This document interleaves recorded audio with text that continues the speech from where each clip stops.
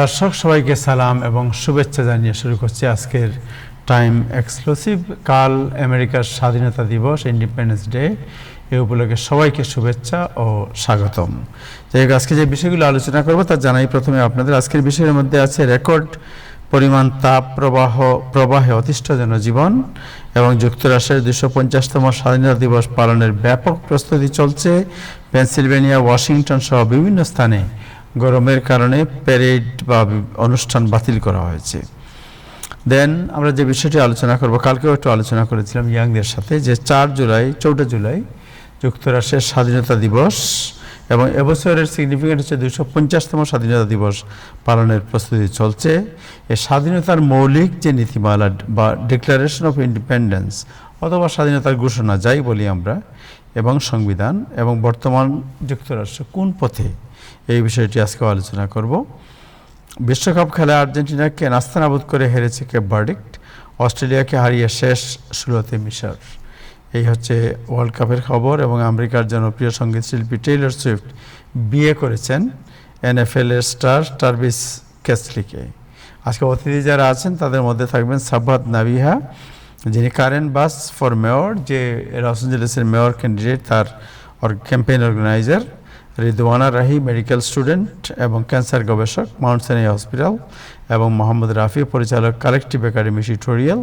আর ইব্রাহিম চৌধুরী খুকন সাথে থাকবেন। শুরু করব দিনের আপডেট জানাচ্ছেন নাজবুল হাসান। তার আগে ফেসবুকে যারা আছেন আশা করি অনুষ্ঠানটি শেয়ার করবেন। নাজবুল হাসান, আপনাকে ইন্ডিপেন্ডেন্ট ডের আগাম শুভেচ্ছা। ধন্যবাদ আবু তাহের, এবং ধন্যবাদ টাইম টেলিভিশনের সকল দর্শক, শ্রোতা এবং প্যানেলিস্ট সবাইকে সালাম এবং শুভেচ্ছা। আজকে জুলাই মাসের 3 তারিখ, স্বাধীনতা দিবসের প্রাক্কাল। আর কয়েক ঘন্টা পরে যুক্তরাষ্ট্রের স্বাধীনতা দিবসের কর্মসূচি উদ্যাপন হবে। আজ 9টা 30-এ খুব সম্ভবত টাইম স্কোয়ারে, 12টা 1 মিনিটে টাইম স্কোয়ারের বলটি নামানো হবে যুক্তরাষ্ট্রের স্বাধীনতা দিবস উদযাপন উপলক্ষে। এবং খুব সম্ভবত 9:30 থেকে লাইভ কভারেজ দেওয়ার কথা টাইম স্কোয়ার থেকে টেলিভিশন চ্যানেলগুলো। তবে রাত 12টা 1 মিনিটের আগে এই টাইম স্কোয়ারে বলটি নামানো হবে, যেটি আমরা প্রতি বছর দেখে থাকি 31শে ডিসেম্বর রাতে। আর সেটি আরেকবার দেখবো আমরা বছরের মাঝপথে, আজকে রাত 12টা 1 মিনিটে। 12টার সময় নামানো শুরু হবে, 12টা 1 মিনিটে যুক্তরাষ্ট্রের 350তম স্বাধীনতা দিবসকে আনুষ্ঠানিক ঘোষণা হবে আজকে। তবে আরেকটি বিষয় হচ্ছে যে যুক্তরাষ্ট্রের আরো বিভিন্ন স্থান থেকে রাত্রে 12টা 1 মিনিটে, সেই সময় স্থানীয় সময় অনুযায়ী রাত্রে 12টা 1 মিনিট থেকে সেখানেও এই ধরনের বল নামানোর ঘটনার কথা আমি জেনেছি। তার মধ্যে একটি আমি শুনেছি অরল্যান্ডোতে নামানো হবে, আরো কয়েকটি শহরে নামানো হবে। এবং প্রেসিডেন্ট ট্রাম্প স্বাধীনতা দিবস উদযাপন করার জন্য গিয়েছেন মাউন্ট রাশমোর। আপনারা জানেন যেখানে 4জন প্রেসিডেন্টের পাথরের মূর্তি রয়েছে, সেখানে তিনি গিয়েছেন তার যুক্তরাষ্ট্রের স্বাধীনতা দিবস উদযাপনের জন্য। এবার তীব্র তাপদাহের কারণে যদিও অনেক আমেরিকান যখন 100 ডিগ্রি ফারেনহাইটের বা তার বেশি তাপমাত্রার মোকাবিলা করছেন, তখন 4ঠা জুলাইয়ের বিভিন্ন অনুষ্ঠানের আয়োজকরাও বেশ দুশ্চিন্তায় পড়েছেন। এবং ইউএসএ টুডে আজকে জানিয়েছে যে এই 3রা জুলাই শুক্রবার যুক্তরাষ্ট্রের মধ্যাঞ্চল ও পূর্বাঞ্চল জুড়ে 120 মিলিয়ন, প্রায় 12 কোটির মতো বেশি মানুষ তার তীব্র তাপপ্রবাহের সতর্কতার আওতায় ছিল। পাশাপাশি দক্ষিণ পূর্বাঞ্চলের আরো 6 কোটি 20 লাখ মানুষ তাপ প্রবাহজনিত পরামর্শ বা হিট অ্যাডভাইজারির আওতাভুক্ত ছিল আজকে। এর ফলে বিভিন্ন স্টেটের কর্মকর্তাদের স্বাধীনতা দিবসের ছুটির সপ্তাহান্তের উৎসবগুলো পরিবর্তন কিংবা পুরোপুরি বাতিল করার মতো কঠিন সিদ্ধান্তের মুখোমুখি হতে হয়েছে। এর সাথে যুক্ত হয়েছে আমেরিকা 250, যুক্তরাষ্ট্রের স্বাধীনতার 250 বছর পূর্তি উদযাপনের বিশেষ আয়োজনগুলোর পরিকল্পনা। সব মিলিয়ে শত শত প্যারেড বা শোভাযাত্রা স্থগিত হওয়ার এবং স্থানীয়ভাবে আয়োজিত ব্লক পার্টি বা উৎসবগুলো পিছিয়ে যাওয়ার মতো পরিস্থিতি তৈরি হয়েছে। যদিও যুক্তরাষ্ট্রের নিউ ইয়র্ক শহরে গতকাল থেকেই শুরু হয়েছে, এবং আজকে নিউ ইয়র্কের ম্যানহাটনের চারপাশে ছিল ফ্লোটিলা, অর্থাৎ দীর্ঘ জাহাজগুলোর, সেই পুরোনো দিনের জাহাজগুলোর প্রদর্শনীর দিন ছিল আজকে। এবং প্রায় 16টির মতো যুদ্ধ বিমান স্ট্যাচু অফ লিবার্টি সহ ম্যানহাটনের উপর দিয়ে উড়ে যায়। ওয়াশিংটনের সঙ্গে বিশেষ হটলাইন খুলেছে তেহরান। কাতারে শেষ হয়েছে যুক্তরাষ্ট্র ইরানের কারিগরি পর্যায়ের পরোক্ষ বৈঠক। পরোক্ষ এই জন্য বলছি যে যুক্তরাষ্ট্রের শীর্ষস্থানীয় কর্মকর্তা কিংবা ইরানের শীর্ষস্থানীয় কর্মকর্তাদের কেউই এই সমস্ত বৈঠকে অংশ নেননি। বৈঠকগুলো মূলত টেকনিক্যাল বিষয়ে আলোচনার জন্য অনুষ্ঠিত হয়েছে পাকিস্তান এবং কাতারের মধ্যস্থতায়। তবে পাকিস্তান এবং কাতারের উচ্চপদস্থ কর্মকর্তারা সে সমস্ত বৈঠকে উপস্থিত ছিলেন। তবে বেশ কিছু বিষয়ে আপত্তি তুলেছে তেহরান। লেবানন সহ সব ফ্রন্টে যুদ্ধ বন্ধ না হওয়ার আপত্তিও তুলেছে একই সাথে তারা, এবং যেটি যুদ্ধবিরতি অন্তর্ভুক্ত ছিল। এছাড়া সমঝোতা স্মারক লঙ্ঘনের যে কোনো ঘটনা সরাসরি আলোচনা করতে তেহরান ও ওয়াশিংটনের মধ্যে একটি বিশেষ যোগাযোগ চ্যানেল বা হটলাইন স্থাপনের ঘোষণা দিয়েছেন ইরানেরই উপপররাষ্ট্রমন্ত্রী কাজেম ফরিবাবাদ। এদিকে যুক্তরাষ্ট্রের হামলায় ক্ষতিগ্রস্ত পারমাণবিক কেন্দ্রগুলিতে আন্তর্জাতিক পরমাণু শক্তির সংস্থার পর্যবেক্ষকদের প্রবেশের খবরটিকে মিথ্যা বলে দাবি করেছে ইরানের পার্লামেন্ট স্পিকার মোহাম্মদ বাগের গালিবাফ। ইরানের উপপররাষ্ট্রমন্ত্রী কাজেম গালিবাফ জানান যে সমঝোতা স্মারকের প্রথম অনুচ্ছেদই মানছে না যুক্তরাষ্ট্র। বন্ধ হয়নি লেবাননের সংঘাত। তেহরানের দাবি যুক্তরাষ্ট্র মধ্যপ্রাচ্যে নতুন করে সামরিক সরঞ্জাম ও সেনা বাড়াচ্ছে এবং যুক্তরাষ্ট্রের কর্মকর্তারা হুমকি ও হস্তক্ষেপমূলক বক্তব্য অব্যাহত রেখেছেন। এবার অভিবাসীদের জন্য সাময়িক একটা সুখবর দিয়ে রাখি। বন্ডের বিনিময়ে মুক্তি চাওয়ার সুযোগ না দিয়ে কোনো নির্দিষ্ট অভিবাসীকে 90 দিনের বেশি আটক রাখতে পারবে না ইমিগ্রেশন এন্ড কাস্টম এনফোর্সমেন্ট বলে রায় দিয়েছে নিউ অর্লিয়েন্স ভিত্তিক 5th US circuit court of appeals. এই 2-1 ব্যবধানের রায় নিয়ে ট্রাম্প প্রশাসনের ব্যাপক অভিবাসী আটকের কৌশলের ক্ষেত্রে একটি ফেডারেল আপিল আদালত বড় ধরনের ধাক্কা দিল ট্রাম্প প্রশাসনকে।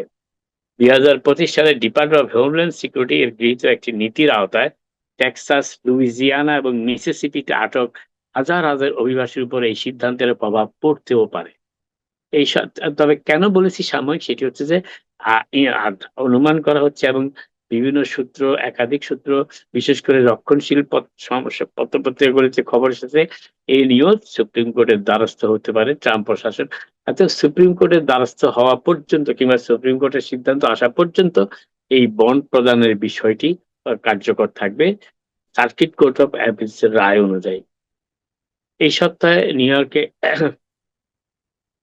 এই সপ্তাহান্তে নিউ ইয়র্ক শহর স্বাভাবিকের চেয়ে বেশি সরগরম হয়ে উঠেছে। আর এর কারণ কেবল ইন্ডিপেন্ডেন্স বা স্বাধীনতা দিবসের ছুটি নয়, পৃথিবীর প্রায় সবগুলো মিডিয়াতে এই খবরটি বেশ ফলাও করে ছাপা হচ্ছে এবং হবেও হয়তো আগামী দিনগুলিতে। সেটি হচ্ছে যে যুক্তরাষ্ট্রের শীর্ষস্থানীয় সবচেয়ে জনপ্রিয় হিসাবে যাকে ধরে নেওয়া হয় এখন, সেই পপ তারকা টেলর সুইফট এবং তার বাগদত্তা ট্রাভিস কেলসি শুক্রবার রাতে ম্যাডিসন স্কোয়ার গার্ডেনে তাদের বীর উৎসবের আয়োজন করেছেন। আজই তারা করেছেন সেটি, এবং এই জন্য ম্যাডিসন স্কোয়ারের আশেপাশের রাস্তাগুলো বন্ধ করে দিয়েছে নিউ ইয়র্ক পুলিশ। এই জমকালো আয়োজনে অংশ নিচ্ছেন এই জমকালো আয়োজনে অংশ নিচ্ছেন 1000-এরও বেশি আমন্ত্রিত বিশিষ্ট অতিথি। তবে প্রেসিডেন্ট ট্রাম্প এই অনুষ্ঠানে থাকছেন না। প্রথম 14 বারের গ্র্যামি জয়ী এবং 3 বারের সুপার বোল চ্যাম্পিয়ন এই তারকা জুটি 2023 সালের গ্রীষ্মকাল থেকেই একে অপরের সাথে সম্পর্কিত রয়েছেন যদিও, এবং 2025 সালের আগস্টে তাদের বাগদানও সম্পন্ন হয়েছিল। যদিও এমনটা হতে পারে যে এই সপ্তাহান্তের আগেই বন্ধু বান্ধব ও পরিবারের সদস্যদের উপস্থিতি তারা গোপনে বিয়ের কাজটিও সেরে ফেলেছেন। তবে মূল ও বড় আকারের উদযাপনটি হচ্ছে এখানে ম্যাডিসন স্কোয়ার গার্ডেনে।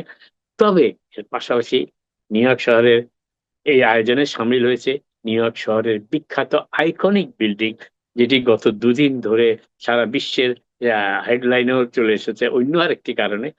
সেটি হচ্ছে empire state building. Empire state building কর্তৃপক্ষ জানিয়েছে যে টেলর সুইফট ও কেলসিকে এমন এক উপহার তারা দিয়েছে যা কেবল এম্পায়ার স্টেট বিল্ডিং এর পক্ষেই দেওয়া সম্ভব। তারকা এই জুটির প্রতি সম্মান জানিয়ে, ভালোবাসা জানিয়ে এম্পায়ার স্টেট বিল্ডিং আনন্দের সাথে সুইফটের বিয়ের সাজসজ্জার প্রথাগত একটা আইকনিক ব্যাপার ছিল এই বিয়ের সাজসজ্জায় সামথিং ব্লু, শুভ কাজের জন্য নীল রঙের কোনো কিছু সাথে রাখা। এটি অবশ্য আমরা অনেকেই জানতাম না যে শুভ কাজের জন্য নাকি নীল রঙের জিনিস সাথে রাখতে হয়। এর ভূমিকা পালন করার সিদ্ধান্ত নিয়েছে এই এম্পায়ার স্টেট বিল্ডিং, এবং আজ রাতে পুরো ভবনটি নীল আলোয় আলোকিত করে তুলেছে এম্পায়ার স্টেট বিল্ডিং। আপনারা যারা ম্যানহাটনে আছেন তারা গেলে দেখতেই পাবেন, কিংবা অনেকের বাড়ি থেকে এম্পায়ার স্টেট বিল্ডিং দেখা যায়, তারাও এটি দেখতে পারবেন। এবার বিশ্বকাপ ফুটবলের খেলায় চলে আসি। আজ খুবই শ্বাসরুদ্ধকর দুটি খেলা অনুষ্ঠিত হয়েছে এবং দুটিতেই অতিরিক্ত সময়, আরো 30 মিনিট অতিরিক্ত খেলা হয়েছে। একটিতে টাই ব্রেকারের মাধ্যমে সমাধান হয়েছে চূড়ান্ত ফলাফল, আরেকটিতে শেষ 15 মিনিটের গোলে বিজয়ী হয়েছে আর্জেন্টিনা। মায়ামিতে দুবার এগিয়ে থেকেও তা হাতছাড়া করার পর অতিরিক্ত সময়ে কেপ ভার্দেকে 3-2 গোলের ব্যবধানে হারিয়ে লিওনেল মেসি ও বর্তমান চ্যাম্পিয়ন আর্জেন্টিনা বিশ্বকাপ ইতিহাসের সবচেয়ে বড় অঘটন থেকে অল্পের জন্য রক্ষা পেল এবং এক শেষ 16-এর জায়গা করল। কেপ ভার্দে হচ্ছে বিশ্বের 67তম র্যাঙ্কিং এ 67তম ফুটবল দেশ, আর আর্জেন্টিনা এখন 2 নম্বর। গতকাল থেকে পৃথিবীর 1 নম্বর ফুটবল র্যাঙ্কিং এ ফিরে এসেছে আবার ফ্রান্স। আজ কিন্তু আর্জেন্টিনা 2 নম্বর র্যাঙ্কিং এ আছে ফিফার র্যাঙ্কিং এ, এবং 2 নম্বর দলই আজকে 67 নম্বর র্যাঙ্কিং এ দলের কাছে পরাজয়ের মুখোমুখি দাঁড়িয়েছিল বেশ কিছুক্ষণ। আজ দিনের প্রথম খেলায় অবশ্য তবে প্রথম গোলটি আজকের দিনে অবশ্য লিওনেল মেসি করেছেন, এবং এর ফলে তিনি সর্বোচ্চ গোলদাতার হিসেবে তালিকায় আরেক গোলে এগিয়ে গেলেন, এবং গোল্ডেন বুট পাওয়া যে তালিকাটি সেটি তিনি এগিয়ে গেলেন, এবং এ পর্যন্ত বিশ্বকাপে তার 20তম গোলটি আজকে তিনি করেছেন মায়ামিতে। আজ দিনের প্রথম খেলায় পেনাল্টি শুট আউটে অস্ট্রেলিয়াকে হারিয়ে শেষ 16-এ পৌঁছে গেছে মিশর। গোলরক্ষক বদলের কৌশল কি বুমেরাং হলো অস্ট্রেলিয়ার জন্য, কারণ অস্ট্রেলিয়া যখন অতিরিক্ত খেলার কয়েক মিনিট সময় বাকি আছে, অর্থাৎ 116 কি 17 মিনিটের সময় তারা তাদের গোলরক্ষক পরিবর্তন করে এবং একজন অভিজ্ঞ গোলরক্ষককে নামায়। তবে এটি অনেকে বলেছেন এই কৌশলটি শেষ পর্যন্ত বুমেরাং হয়। অস্ট্রেলিয়ার 2 জন খেলোয়াড় পেনাল্টি মিস করেছেন। টেক্সাসের আর্লিংটনে অবস্থিত এটিএনটি স্টেডিয়ামে অতিরিক্ত সময় শেষে 1-1 সমতায় শেষ হওয়ার পর নাটকীয় পেনাল্টি শুটারে অস্ট্রেলিয়াকে 4-2 ব্যবধানে পরাজিত করেছে মিশর। এর ফলে মিশর আটলান্টায় অনুষ্ঠিত রাউন্ড 16-এর ম্যাচের খেলার যোগ্যতা অর্জন করেছে, এবং আগামী 7ই জুলাই সেখানে তারা আর্জেন্টিনার মুখোমুখি হবে। আপাতত এখানে শেষ করি, আবার আপনার সাথে কথা হবে। আপনারা সবাই ভালো থাকবেন। Thank you Nazmul Hasan. নাজমুল হাসান, আজকে তো মেয়রের বক্তব্যকে আপনি শুনেছেন ইন্ডিপেন্ডেন্ট ডে উপলক্ষে? এখনো শুনিনি, আমি খেলার ব্যাপারে একটু ওকে, তো ওনার বক্তব্যটি ভেরি সিগনিফিকেন্ট। আচ্ছা, এমনি খেলার কি হোয়াট ইজ দি আপনি কি মনে করেন যে এই আর্জেন্টিনাকে পর্যন্ত বিশ্বকাপে যতগুলি খেলা অনুষ্ঠিত হয়েছে আজকে 2টি খেলায় সেরা খেলা বলবো, তবে দ্বিতীয়টি অসম্ভব উত্তেজনাকর একটি খেলা, এবং এই ধরনের খেলা কেউ মানে দেখতে পারবে কেউ ধারণাও করেনি, অন্তত আর্জেন্টিনার বিপক্ষে। আর্জেন্টিনাকে মনে হচ্ছে একেবারে জাস্ট কাঁপিয়ে দিয়েছে আজকের এই ছোট একটি আফ্রিকার দেশ। তবে ফুটবলে কৌশলের পরিবর্তনের কারণে অনেক সময় ছোট দলগুলোও বড় দলকে নাস্তানাবুদ করতে পারে, এবং সেই কৌশলগুলোর কিছুটা প্রদর্শন নিয়ে আজকে দেখেছে মানুষ কেপ ভার্দের কাছ থেকে এবং মিশরের কাছ থেকেও। সো আপনি কি মনে করেন যে মিশর যে 16-এ যে জয়েন করে ফেললো, সো হোয়াট উড বি দি আপনার ম্যাচিংটা কিভাবে হবে? লাস্ট 16-এ তো ইজিপ্ট আপনার সুযোগ পেয়ে গেছে। তবে আর্জেন্টিনার খেলোয়াড়রা সবাই পেশাদার, এবং আর্জেন্টিনা আমি মনে করি, আমার মনে হয়েছে খেলার পর একটা জিনিস যে আর্জেন্টিনার কিছু জিনিস আছে যেটি অন্যদের কাছে এখনো সেভাবে পাওয়া যায় না, যেমন ফ্রান্সের কাছে কিছুটা আছে, স্পেনের খেলায় আমরা সেটা লক্ষ্য করেছি। কিন্তু আর্জেন্টিনার খেলোয়াড়দের যে সমঝোতা, বিশেষ করে ফ্রন্ট লাইনে বিশেষ কয়েকজন খেলোয়াড়ের মধ্যে, এটি একটা পুরো দেশের জন্য, ফুটবল টিমের জন্য অত্যন্ত প্লাস একটা পয়েন্ট। তাদের ভিতরে চমৎকার সমঝোতা। Thank you so much. আমাদের সাথে আছেন সাবাহাত নাবিহা হচ্ছে কারেন্ট বাস, যিনি লস এঞ্জেলেসের মেয়র, তার ক্যাম্পেইনের ওয়ান অফ দি অর্গানাইজার। আপনাকে শুভেচ্ছা জানাচ্ছি সাবাহাত, অনেক অনেক শুভেচ্ছা সময় দেওয়ার জন্য। ধন্যবাদ। কেমন আছেন সবাই? সবাই ভালো আছে। নাজমুল ভাই, আপনি কেমন আছেন? আলহামদুলিল্লাহ। আমি খেলা দেখতে দেখতে টায়ার্ড, 240 মিনিটের খেলা দেখেছি। আরেকটা বাকি আছে, একটু পরে শুরু হবে ঘানা এবং খুব সম্ভবত কানাডা। রাইট, ওকে। নাবিহা, আপনি কি খেলা দেখেন? মাঝে মাঝে বাবা অনেক দেখে, সো বাবার সাথে যা দেখা হয় আর কি, একটু স্পোর্ট দেখি সেটাই। Thank you so much. আমরা যেটা আলোচনা করবো আজকে মনে করেছি সেটা আপনাকে তো আগে বলেছি যে যুক্তরাষ্ট্রের 250তম স্বাধীনতা এর যে ফান্ডামেন্টাল যে ডিক্লারেশন অফ ইন্ডিপেন্ডেন্স এন্ড বর্তমান যুক্তরাষ্ট্র কেমন চলছে এই বিষয়ে। আমি যদি আজকে মেয়র মামদানি 250 বছর পূর্তি উপলক্ষে একটি বক্তব্য দিয়েছেন, তার জাস্ট শেষের পেরাটা যদি পড়ে শোনাই, then it will be easy for you to speak. উনি বলছে, what a privilege each of us has to live in a nation that every one of its inhabitants can shape. What a responsibility each of us possess to prove ourselves worthy of all those who came before. What power each of holds to bring America ever closer to the greatness so many have seen when they looked upon those shores. The greatness, therefore, 250 years has been America. এর আগে তিনি যে বলেছেন, the ideals upon which our nation was built, they are strong enough to endure any authoritarian regime, but only if we reach of them. Ours is a nation working each day towards the perfection in which it was conceived, a nation striving each day to better itself. Therein lies the work of America, the striving of bettering, the reaching towards perfection. So Nazmul bhai, এই বিষয়ে কি আপনি কোনো কথা বলবেন? Okay, so this is the message of Zohran Mamdani, the mayor of New York City. But আপনাকে যদি আমি প্রশ্ন করি যে যুক্তরাষ্ট্রের যে ফাউন্ডিং প্রিন্সিপল, যেটার উপর বেস করে যুক্তরাষ্ট্র প্রতিষ্ঠা হয়েছিল, সেই ফাউন্ডিং প্রিন্সিপল ইনক্লুশন, ডিসক্রিমিনেশনের পরিবর্তে একটি সমতা এবং সুন্দর যুক্তরাষ্ট্র আজকের এই সময়ে এসে 250 বছর পরে as a young present generation, আপনাকে যদি প্রশ্ন করি how you feel the foundation principle and present United State? So that's a very loaded question. It's a বড় question আমাকে জিজ্ঞেস করলেন, কারণ যে আইডিয়ালস এবং যে ভিশন আমেরিকা বর্ন হয়েছে এবং যে ভিশন এবং যে ইমেজ এবং ফিউচার আমেরিকা শুরু হয়েছে, ওই ভ্যালিউ কিন্তু আমাদের দেশে থেকে যায় না এখনো। আমাদের দেশে অবশ্যই এখনো রয়েছে। Just because it doesn't get represented accurately or better or in the best of way এই মুহূর্তে does not mean that এই ভ্যালুগুলো এখনো নাই।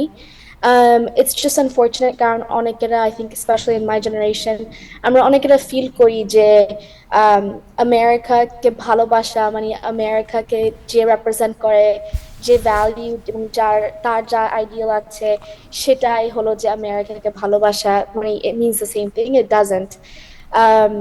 I think a 4th of July te ebong a very big anniversary ebong a very big birthday of the United States of America te, how I feel and how many of my peers feel is that we shouldn't be scared or we shouldn't be, you know, afraid of loving our country, because at the end of the day আমরা এখানেই তো অনেকেরা জন্ম এবং অনেকেরা বড় হয়েছি, এবং এই দেশকেই আমরা ভালোবাসি এবং আমাদের অবভিয়াসলি মাতৃত্ব দেশগুলি আমাদের বুকে আমরা ধরে রাখি এবং ওদেরকে রেপ্রেজেন্ট করি এবং ওদের ভালোবাসি। বাট তার মানে না যে আমরা এই দেশের সাথে এবং এই দেশের ভ্যালুগুলি at the same time আমরা লাভ করি না। So I think we're learning a balance and learning how to balance opinions versus the love of our country and the values of our country. Okay, so আরেকটা জিনিস প্রশ্ন করতে চাই, since you are a new generation of our community, যে আমেরিকাকে বলা হয় melting পট। So এখানে আমরা আমাদের যে আমরা জানি আমেরিকাতে অনেক কিছু আছে যেটা আমরা উই শুড অ্যাডপ্ট, অ্যান্ড অনেক কিছু আছে হয়তো আমরা একটু আমাদের কালচারকেও আমরা ইন্ট্রোডিউস করতে পারি। আমাদের কালচার একটা আছে, আমাদের হেরিটেজ, আমাদের বিলিফ, আমাদের ধর্ম, রিলিজিয়ন সব কিছুই আছে। এবং America is the only country in the world you can exercise everything whatever you like. So এই আমেরিকান এই যে মেল্টিং পট, এই মেল্টিং পটে আমরা আমেরিকার কোন কোন বিষয়গুলিকে মনে করি যে আমরা অ্যাডপ্ট করতে পারি, এবং কোন কোন বিষয়গুলো আমাদের কালচার যেটা এটাকে এখানে আমরা এক্সপোজ করতে পারি, তুলে ধরতে পারি?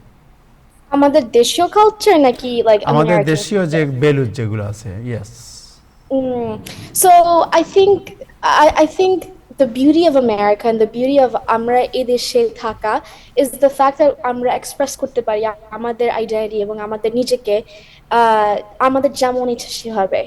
So আমরা it's not like professional কাপড় যে পরা হয় সিটি হলে বলেন বা court building এ বলেন বা courthouse whatever it may be, কেউ কিন্তু বলেন নাই যে আমরা দেশীয় কাপড় পরে যেতে পারবো না। আমরা জাস্ট Yes. করি না, but তার মানে না যে আমরা করতে পারবো না। তো it's very easy for us to be able to আমাদের দেশীয় জিনিস এবং আমাদের দেশীয় কালচার এন্ড হেরিটেজ জিনিস প্রচার করা এবং রিপ্রেজেন্ট করা। It's very permitted and it's encouraged, কিন্তু আমরা জাস্ট কেউ করি না। কারণ why আমরা নর্মটা ভাঙতে আমাদের খুব ভয় লাগে, কারণ শুধু একা থাকবো আমরা। তো সেই ভয়টা ভাঙা উচিত। I think maybe, alhamdulillah, we're trying and we're doing what we can. But I think that's an easy way is introducing people to our culture এবং আমাদের দেশের history এবং দেশের richness-টা তুলে আনা খুবই দরকার এবং my generation should take that mantle, inshallah.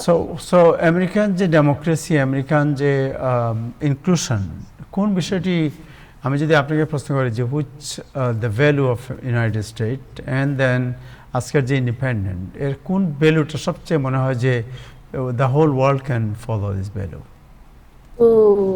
পুরো পৃথিবী ফলো করা। I think civil liberties. Okay, Civil yes. liberties might be the most important one. কারণ নিজেকে express করা with protection is very important. I know এটা দোনো দিকে অনেক their opinion থাকে, দুই extreme opinion থাকে, কিন্তু without civil liberties আমরা যে এই দেশে আছি বা আমরা বাঙালিরা যে মনে করেন ইতালিতে বা ইংল্যান্ডে বা যেখানে না আছি বা না আছি, if we don't have civil liberties, তাহলে আমরা বাঙালি হিসেবে we lose our identity. আমরা whatever religion is, we lose our identity. তো তার জন্য এই civil liberties গুলো, protected rights গুলি খুবই দরকার, যেটা I think other countries and other nations should have that as well. এবং most of them do, but constitutionally যেভাবে the United States was built, তৈরি হওয়া 250 বছর আগে যখন Declaration of Independence এই সবগুলো লেখা হয়েছে, a lot of it had to do with the protection of civil liberties and the fact that England এগুলো respect করতেছিল না, plus taxation and all the other things that went down 250 years ago. But I think the most important, biggest thing is going to be civil liberties, because without that, a melting pot টাই কিন্তু আমাদের এসব liberties এর জন্য। What about civil liberties is okay, but what about the democratic, the value, which is the freedom of speech and freedom যেটার যে to express your opinion, যেটা কয়েকদিন আগে আপনার মনে আছে যে আপনি বলেছিলেন যে আমাদের মেয়রের সাথে যখন আমি জয়েন করি তখন তাকে বলেছি যে তোমার যে ক্রিটিসিজম যেগুলো আছে ওগুলো আমরা তোমাকে অনেক বেশি প্রশ্ন করব, you have to give a answer. So this is এইটা নর্মালি অনেক দেশেই এই ধরনের কালচার দেখা যায় না, যা আমেরিকায় দেখা যায়, যদিও আমাদের প্রেসিডেন্ট ট্রাম্প সাহেব একটু ব্যতিক্রম, কারণ তাকে কোনো প্রশ্ন যদি করা হয় কখনো তাহলে তিনি খেপে যান, যেটা আমরা এর আগে তেমন একটা দেখি নাই। So what do you think? I think the protection of speech and the freedom of speech is very important.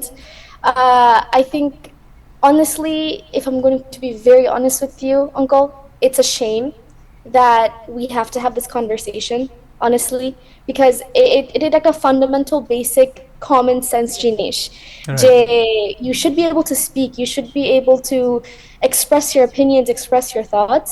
And আমার personal opinion is আমরা society হিসেবে আগাতে পারি যদি আমরা hard conversation এবং tough conversation গুলো যদি আমরা কথা বলতে পারি এবং ডিসকাস করতে পারি এবং আলোচনা করতে পারি, তাহলেই কিন্তু আমরা the uncomfortable topics যেগুলো আমরা ভয় পাই বা খেপে উঠি যখন এসব টপিক আসে, এই টপিকগুলো আমরা যদি না অ্যাড্রেস করি এবং না কথা বলি, তাহলে কিন্তু this idea of progress, this idea of আগানো, এটা কিন্তু হবে না। So Right. it starts with communication. It starts with conversation. So what do you think? So we talk about the fundamental base and principle of the America and the Constitution, where Fourth Amendment যেটা বলা হচ্ছে যে fundamental right to your right to express your opinion, right to express your livelihood, whatever you like. But আজকে যদি আমি বলি যে আজকে আমেরিকার যে প্রশাসন যারা আছে এখন ক্ষমতায়, তারা যেভাবে দেশ শাসন করছে, এটা কি মনে করে, আপনি কি মনে করেন যে এটা আমেরিকান যে ভ্যালুজ, এটার যে ফান্ডামেন্টাল যে ডিক্লারেশন, এই ডিক্লারেশনের সাথে অসঙ্গতিপূর্ণ না সংগতিপূর্ণ বলে মনে করেন আপনি? So the beautiful thing about the First Amendment rights and the First Amendment 𝐒𝐿𝐢𝐚𝐥 is the fact that dono side exists. So whether I like President Trump and the Trump administration's job to say, whether I like it or not, they have that right as well. Whether আমরা পছন্দ করি, agree করি বা না agree করি, that exists. So under that definition and under the most inherent constitutional law, I can't come and sit here and tell you like President Trump and the Trump administration is doing something wrong, because ওরা যা ইচ্ছা তা মুখ দিয়ে বলতে পারে. But it's the action that is what's important. So what do you think about the action of the present regime? I think the Trump administration and President Trump, as well as all those that are with him, they're trying their own things, and I think it's well within their. They're trying their own things. Even if they try their own things, they can do it. It's up to the Supreme Court. Chak ba na chak, it's up to the Supreme Court to hold that ruling and to hold their actions accountable. It's also our job as the constituents and as the people to make sure আমরা like ভালো মানুষকে এবং qualified peopleকে that we're putting them in power. So and whatever happens, make them accountable if they did something holding wrong. them accountable, exactly. And that is why in our amazing country that we're in, we have the checks and balances system, right? So for example, do you think the government is a check and balance, or you think it is kind of one-sided? It's not check and balance. I think they are trying to have the lack of checks and balances. I think ওরা চেষ্টা করতেছে, try করতেছে, ওদের limits গুলা push করতেছে. But that's again why we have the Supreme Court, why we have the Congress, why we have all these different pieces. And most recently we saw with birthright citizenship, right? Like the Constitution, the constitutional right was upheld by a very conservative Supreme Court, right? So I think whether the administration tries whatever they can try, it's well within their rights to try that. That isn't ওটা চলে যায় না, তো থাকে, কিন্তু Supreme Court comes in and steps in, Congress can come and step in, but again it's our job as the constituents যে আমরা qualified এবং ভালো মানুষকে we put them in power. Hope that answers your question. Thank you so much. Let's talk about Redwana Rahi. Mohammad Rafi, how are you? I'm doing well. Can you hear me? Right? Okay, so আমরা যেটা আলোচনা করছিলাম যে American তোমার কেমন লাগছে যে 250 বছর আমেরিকা পালন করছে তার ইন্ডিপেন্ডেন্স, এন্ড দেন যেভাবে আমেরিকা প্রতিষ্ঠা হয়েছিল, আজকের যে প্রেক্ষাপট সব মিলিয়ে age a young Bangladeshi American কেমন লাগছে তোমার কাছে? এটা একটা অনেক কমপ্লিকেটেড কোয়েশ্চন। আমি অনেক সরি, আমি বাংলা আর ইংলিশে একটু মিল করব। you can mix it. Comfortable না। সো একটা হাতে যে ফিউচারের উপর যদি আমরা কথা বলতে চাই, আমরা প্রেজেন্টের উপরে কথা বলতে হবে ফার্স্ট। সো আমি ফার্স্ট কথা বলতে পারি বিফোর আমি কথা বলতে পারি like about how I feel about the future, যদি আমি অপটিমিস্টিক নাকি আমি অপটিমিস্টিক না। সো যখন আমি প্রেজেন্টের উপরে থিঙ্ক করি, আমি রিয়েলাইজ করি দ্যাট yes, 250 years আমাদের অনেক civil liberties and protections ছিল like throughout American history, and there's one view of American history, active view আছে আমরা একই American history পড়তে পারি, which says that over time আমরা slowly আরো equal হইছি, slowly আরো slowly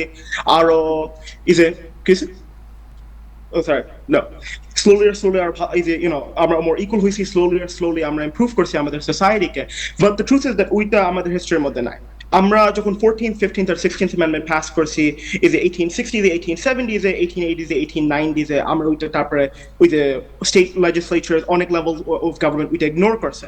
and এখন recently is with the Republican trifecta within the federal government is now that they've recently taken power in 2024 আমরা notice করতেছি that অনেক civil liberties are currently under attack. And when it comes to the most obvious one is the 14th amendment when it comes to birthright citizenship. That's the person that was speaking before me just spoke about, but that was a 6-3 decision.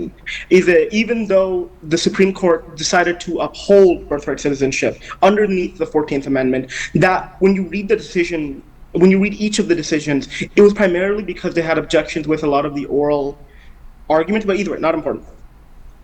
Right now, when I look at America's future, I look at it with a little bit of anxiety. Primarily because of the fact that the current government is a complete and total power asset. Previously, we had checks and balances. Checks and balances is that we have Congress, we have the President, and we have the Supreme Court. But really, we have 4 actual bodies. Congress is separated into the House of Representatives and the Senate. So in 2024, যখন Republicans take over the presidency, House of Representatives and the Senate, তখন তাদের complete control ছিল governmenটের উপরে। ওইটার পরে আমরা অনেক policies ওরা push forward করছে কোনটা previously অনেক unpopular ছিল। Normally যখন একটা election হয় তখন Republican আর Democrat try করে তা একটা moderate policy করতে, একটা policy বানাইতে কোনটা either অনেক controversial না ওরা try করে তাদের own policy slowly push করতে। But এখন Republicans full control পাইছে and we sense ওরা অনেক quickly move করছে তাদের পলিসির দিকে। যখন ট্রাম্প elected ছিল এই যে birthright citizenship তার rhetoricের মধ্যে ছিল না, ও birthright citizenship এর উপরে কথা বলে নাই। and when it came to visas O very loosely বলছে আমি এই visa block করব। এই মোমেন্টে is in 2026 we have a situation where the Supreme Court is majority conservative. আমাদের একটা situation আছে 2026 where 75 countries, most of them Muslim and most of them non-white countries, are blocked when it comes to immigrant visas. We have a system where H1 visas, konta is another special talent that were supposed to bring special talent within the US, ওইটা also blocked, ওইটা previously অনেক popular ছিল। আর এই মোমেন্টে আমার একটা anxiety আছে because একটা আমরা বলতে পারি is একটা আমাদের অনেক previously অনেক strong values আছে, but when you look at the history of government কিভাবে এই কনস্টিটিউশনের সাথে ওয়ার্ক অ্যারাউন্ড করছে, কিভাবে অ্যাভয়েড করছে, তখন তো আমরা দেখতে পারি এই কনস্টিটিউশন একটা powerful document, but at the same টাইমে যখন আমাদের একমতো একটা গভর্নমেন্ট ইউনিটি আছে, যখন একটা ট্রাইফ্যাক্টা আছে, ইউজুয়ালি গভর্নমেন্ট ওরকম মতো ভালো ফলো করে না। Yeah. So thank you so much for your feedback. I'll come back to all of you, but I'm যাই একটু Redwana Rahi হচ্ছে Mount Sinai. She is a medical student and as well as a researcher, cancer researcher, right? Yes, assalamualaikum. Yes, I'm actually I work with Collective Tutorial. I'm one of the lead tutors there, the deputy manager, and I also am a Mount Sinai cancer researcher at the moment. But on today's topic, I just wanted to speak on how, with the United States approaching its 250th anniversary, I think this moment should really not only be treated as, just a celebration of, the nation's founding, but it should also be taken as a moment of reflection for us to really understand the future of America's democracy. And we should really look carefully at its history. And we should really think about how the Declaration of Independence and the Constitution and the system of government that the founders had created, how that was meant to be interpreted from the get-go. So even though the founding fathers were deeply fought, especially when it came to slavery, citizenship and equality, it's still important to look into how they understood democracy, and that it couldn't survive if power was too centralized or too concentrated on one singular person or one branch of government, which we tend to see today. They designed a structure in which power was meant to be separated and slowed down and checked. And so when we look in today's current state of American governance, it starts to become a little concerning, because the founders did believe that, delay was a safeguard, that when it comes to protection of freedom, we have to look at how, bills had to be written, debated, revised, vetoed and passed on to Congress and eventually get to the president's desk, we look at how that like slowed down process. It's a part of the design, and it forced people to have in power to be able to argue, to be able to negotiate, to collaborate, to think carefully, and before we change the direction of the country. But we start to see now with the current shift, especially with, I think, our current presidency, the heavy use of executive orders during his current term. It just shows how like modern governance at the moment has shifted a lot towards a unilateral presidential action rather than that slower, more democratic process of congressional debate. So even though they are meant to be legal tools, something that I've observed, at least in my time, like as youth, I feel like we're starting to see a lot more use of executive orders and a lot more concern about, is there really that separation of power as much as we used to see in the past? And so, American history isn't just a simple story. We understand that there is exclusion, there has been hypocrisy in the past, like there's been failures, but it's time that we start to really think about and question like how our democracy is really playing into our current government. Thank you so much. So last তিনজনকে আমি প্রশ্ন করবো, এরপরে ইব্রাহিম আপনার কাছে যাব, যে হ্যাঁ আমরা জানি যে বিভিন্ন ধরনের উত্থান পতন আছে, there is a bump as well, but এর মধ্যেও we all are in United State, আমরা এই সমাজের মধ্যেই আছি, we are American. And then এখনও সারা বিশ্বের মানুষ মনে করে the American democracy is most beautiful democratic system, stable. And আমাদের কমিউনিটি এখন পর্যন্ত আমেরিকায় যে আমাদের যে কমিউনিটি যারা নিউ জেনারেশন বিল্ড আপ হচ্ছে বা জেনারেশন যারা আছে এখন, রাইট, এই আজকে 250 ইয়ার্স যখন আমরা সেলিব্রেশন করছি আমেরিকার, এই সময় what would be the message to Bangladeshis, যে এই আমেরিকার যে ফ্রিডম, এইখানের যে ইনক্লুশন, এখানে যে বলে যে sky is the limit to explore your self, এই ধরনের একটা এনভায়রনমেন্টে কী মেসেজ হওয়া উচিত আমাদের কমিউনিটির জন্য to explore themselves, to settle down the community as a strong big community, beautiful community in United state? আমি যদি যাই প্রথমে সাবাত আপনার কাছে। Yeah, our the first and most biggest point that I would tell the community there is the fact that know what you're talking about. Learn your facts. Learn learn your history. আমরা যে এই দেশে আসছি, এদেশের আগের history কি, এই rules regulations যেগুলো আমাদের আমরা জানি না বা আমরা শিখি না, এগুলো শিখা। I think that's very important for our community to know and understand. And as we head off to the new generation, the first and most important thing to our new generation and to the youth of us is the fact that you need to be able to use your voice. I think our parents sometimes are always scared or afraid. Our communities are always afraid to speak up, and our communities are afraid of consequences and flashbacks and stuff like that. I think it's very important that we are the voice of the lost generation, and I think we should be able to use our voices to amplify our message, but also not to be afraid of our identity and to hold our voices very loud and proud and clear. I think those are my two biggest messages. But at the end of the day, it's also a country of opportunity. And as much as, currently it doesn't seem like that, unfortunately, but just know that the system was built to bring on changes.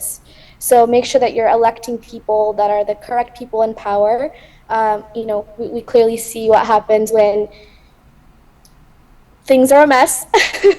So we definitely want to make sure that we're electing the right people and the right people in power. So don't be scared and don't be afraid to hold your ground and to fight for what's right. Thank you. Rafi, what is the message to the community? যে আমরা এই সমাজের মধ্যে বসবাস করছি, how we can explore ourselves.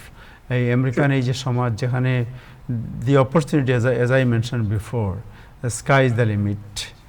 এই অবস্থায় বাংলাদেশি যারা আছে, the people who are here, and then new generation who are exploring themselves, going to the college, going to the school? What is the message for them? Sure. So before anything, আমি realise করছি আমি last যখন কথা বলছি আমি আমার পরিচয় এরকম মতো ভালো দেই না I realized that I didn't really give that off. My name is Mohammed Rahman Rafi.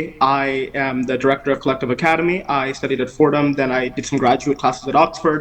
I recently got accepted into Harvard for the graduate program. I'm going to intend on studying there for a little bit. But for now, the best advice that I could give the younger generation, because I have 3 different messages for 3 different groups here. The best advice I can give for the younger generation is to never take conveniences, in the sense that I want the people who are younger to me, I want the people who are studying right now in high school, studying right now in college, to understand that there's always a value in better understanding the situation that you're in and better understanding the political situation that you find yourself in. Making educated political choices is necessary for change, because if you do not understand the choices that you're making, if you are operating without an educated basis, if you're operating from complete wanton lack of understanding, you're not going to make the choices that are needed in order to improve your community, in order to improve other people, in order to improve society as a whole.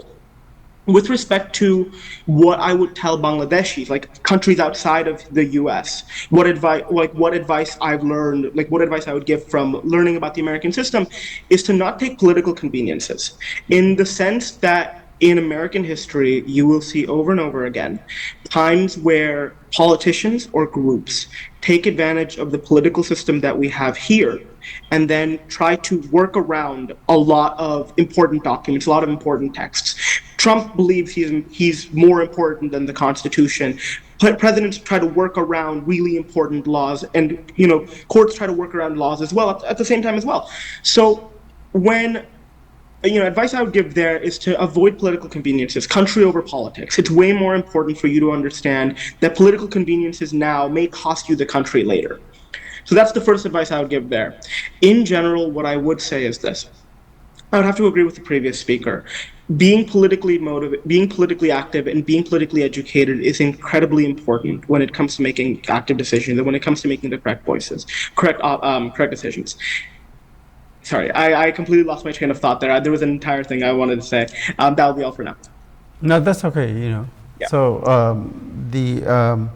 Redwana, so what is your opinion? So to our Bangladeshi community, I think, like a lot of people have mentioned so far, like practicing our civil liberties means that we have to understand that democracy, like এই দেশের মধ্যে আমরা খালি বাইরের থেকে দেখতে পারবো না, right? Like we have to be involved ourselves, right? We want to be able to participate in it, protect it, and pass it down to the next generation.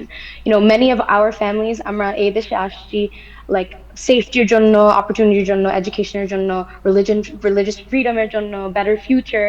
So we should freedom যেটা আমরা চাই এগুলা মাত্র জীবিত থাকে যদি আমরা আসলে এই civil liberties-টা আসলে engage করি. So as in this community, I think we should start to see civic participation not as like something that's optional. We really need to start registering to vote, attending meetings, actually being involved in the local government, and learning our rights and supporting each other during these moments of a lot of high levels of discrimination, especially in Islamophobia, and teaching our youth that our voices actually really matter here.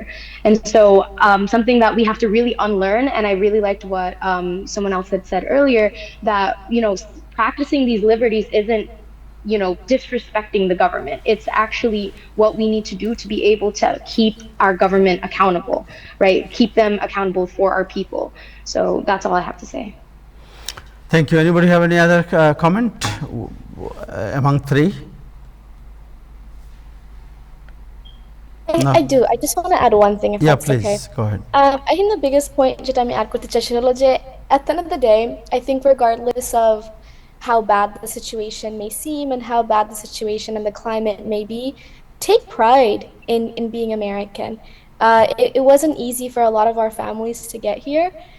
It wasn't easy for a lot of our parents to raise us to be where we are today. Don't let, a couple of bad apples ruin that for you. Don't let a couple of bad apples ruin your identity. At the end of the day, it's a great country to be, alhamdulillah, and it's the protections that it's supposed to have is quite beautiful and unlike anywhere else in the world. So I think it's really important that we do take back our identities as Americans, and especially as Bangladeshi Americans. So I think that's just my message too. It's not a time to celebrate, but it's also a time to, I think what Ridwana said was beautifully put, which was it's also a time to reflect. So that's my little last 2 cents that I wanted to add, which is take pride in yourself. Thank you so much. Thank you সাবাত, আপনাকে অনেক ধন্যবাদ, and thank you Mohammad Rafi, আপনাকে অনেক ধন্যবাদ, and রেদওয়ানা, all আপনাদের সময়ের জন্য সবার কাছে আমরা কৃতজ্ঞতা এবং ধন্যবাদ জানাচ্ছি, and happy independence. Thank you so much. Thank you. Ibrahim Chowdhury Khokon, আপনার কাছে যাই। সো আপনার কোনো কমেন্ট আছে এদের সবার কথার ব্যাপারে? না, আমি ছোট্ট করে একটু জিনিস বলতে চাই যে আমি মানে খুবই ইমপ্রেসড আমাদের প্রজন্ম এত সুন্দর করে এবং প্রত্যেকের নিজের ভাবনাটা, এবং বিশেষ করে সাবাকে ধন্যবাদ, সে পয়েন্ট আউট করেছে যে আমাদের প্রথম সংশোধনী যুক্তরাষ্ট্রের সেটা শুধু আমার মতকেই প্রাধান্য দেয় না, আরেকজনের মতামতকেও সমান প্রাধান্য দেয়। এই বিষয়টা যে ট্রাম্পের বক্তব্যটাকেও সমান সুযোগ দেওয়া হয়, সেই বিষয়টা আমরা খেয়াল রাখি না। আর তাদের বক্তব্যে যেটা বেরিয়ে আসছে, আমি এই চেহারাগুলোর আড়ালে আমি ভাবতে চেষ্টা করতেছিলাম যে প্যারেন্টরা তাদেরকে স্কুলে পাঠিয়েছেন, তারা তো বাংলাদেশ থেকে আসা আমাদের মতো লোক। আমরা একটা ভারসাম্যমূলক একটা সমাজে বড় হয়ে আসি নাই। অনেকে, কেউ গ্রাম থেকে আসছি, কেউ শহর থেকে আসছি, কেউ সর্বোচ্চ ডিগ্রি নিয়ে আসছি, কেউ লেখাপড়া না জেনে আসছি। কিন্তু এই যে আমাদের সন্তানরা, তারা একটা ভারসাম্যমূলক সমাজে লেখাপড়া করার সুযোগ পেয়েছেন, একটা ইকুয়াল অপরচুনিটি পেয়েছেন। যিনি হার্ভার্ডে যেতে পারেন, অক্সফোর্ডে যেতে পারেন, যিনি ফোর্ডামে যেতে পারেন, এবং তাদের কাছ থেকে আমরা এই আজকের এই কথাগুলো শোনার পিছনে যে মানুষদের অবদান, সেই মানুষদের অনেক দুষ্ত্রুটি আছে। কিন্তু সে আমেরিকান হওয়ার জন্য তার অনেক কষ্ট, অনেক পরিশ্রম আছে। এবং আমি মনে করি আমাদের, এটা তারা বলে না, আমি বলতে চাই যে আমাদের যে জেনারেশন, আমরা যারা প্রবাসী হিসাবে এখন আমরা এখানে যে কমিউনিটি হিসাবে আমরা নিজেকে পরিচয় দেই, আমাদের সিভিক এঙ্গেজমেন্টটা খুবই দুর্বল। আমরা এমনকি শুনেন, আমরা বহুজাতিক একটা সমাজে বসবাস করব। আমি ঘুম থেকে উঠে জেক নাইটে বাজার করে আবার জামাইকা মসজিদে নামাজ পড়ে ঘরে ফিরে আসলাম, আমার সাথে তো আর কোনো মানুষের দেখাই হইলো না। আমি এক বহুজাতিক সমাজে, আমার তো আর থাকা হইলো না। হ্যাঁ, আমার সন্তানটা বাধ্য হয়ে সে স্কুল যাচ্ছে, সে এখানে কাজ করতেছে। এমনকি আমাদের বাংলাদেশি সমাজে দেখবেন, সে অন্যের মসজিদে পর্যন্ত নামাজ পড়তে যান না। আপনি কি আফ্রিকান মুসলমানদের কোন মসজিদ যান? না, পারলে আমরা নিজেরা আরেকটা মসজিদ বানায় ফেলাই। তার এই যে ইন্ডিভিজুয়াল অবস্থা থেকে একটা বহুজাতিক সমাজে যদি বসবাস করার জন্য আমাদের কমিউনিটি আমরা যারা, এটা তাদের উদ্দেশ্যে না, তারা এমনিতেই বহুজাতিক একটা সমাজে নিজেদের যোগ্যতা প্রমাণ করে নিজেদের কর্মক্ষেত্রে, নিজেদের পেশা ক্ষেত্রে ইতিমধ্যে আগায় গেছে। আমি মনে করি আমাদের আরো বেশি করে এই আমাদের সিভিক ইনভলভমেন্টে বেরোতে হবে। এবং সিভিক ইনভলভমেন্ট শুধুমাত্র যে এই ইলেকশন আসলে এক ভোট দেওয়া, আর একজন দাঁড়ালো ওনার পিছনে জিন্দাবাদ দেওয়া, আর ওনারকে নিয়ে ফেসবুকে ছবি দিয়ে দোয়ার দরখাস্ত করা, মাশাআল্লাহ আর জাযাকাল্লাহ বলা, এটার মধ্য দিয়েই civic engagement হয় না। It is a continuous process. Every day you have to involve in the society where you belong to. So এই জিনিসটা আমি মনে করি আমাদের যারা প্রজন্ম, আমরা যারা প্রবাসী, আমাদের ব্যাপারে আগায় আসা উচিত, এবং তাদের বক্তব্য থেকে এই জিনিসটা বেরিয়ে আসছে। ধন্যবাদ আবু তাহের, এবং সবাইকে ইন্ডিপেন্ডেন্স ডে শুভেচ্ছা। এবং America is already great, let's keep it great. Thank you so much. Thank you সবাইকে again, and happy independence day. Thank you. দর্শক, আজকে এ পর্যন্তই। আগামীকাল আবার দেখা হবে। সবাই ভালো থাকবেন। খুদা হাফেজ।